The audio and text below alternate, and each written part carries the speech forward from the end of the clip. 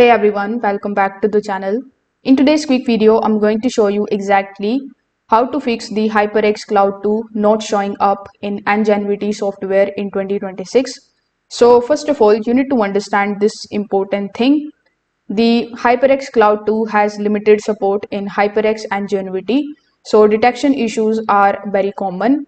So in order to fix it, first of all, you need to make sure that you are using the USB sound card control box.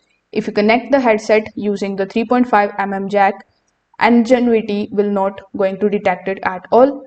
So you need to first of all unplug your headset and plug it into a different USB port.